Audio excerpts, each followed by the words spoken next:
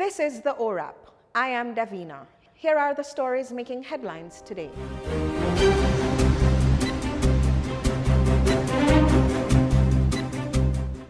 A police constable is now nursing gunshot wounds after he was shot and injured by another officer during an altercation this morning.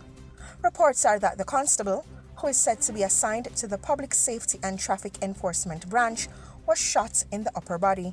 He is now in hospital in serious condition.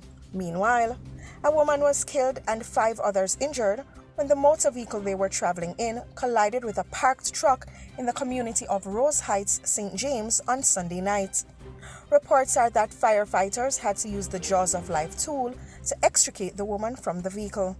The 5 young men were taken to the Cornwall Regional Hospital.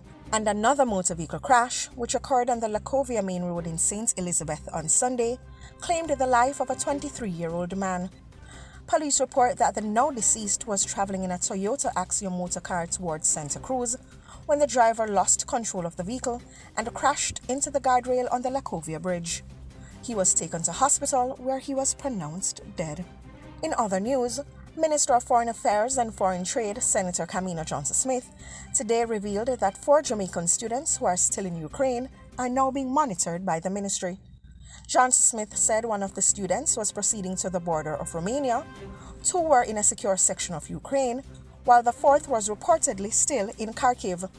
The Foreign Affairs Minister noted, however, that the ministry remained in touch with the students and their relatives to ascertain their level of safety and provide support where needed. This follows the minister's announcement Sunday night that the 24 Jamaican students who had been in Ukraine when Russia attacked the country arrived safely in Poland.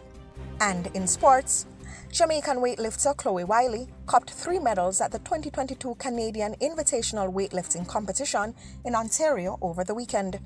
Wiley recorded a personal best as she copped silver in the snatch segment of the competition and bronze for her clean and jerk.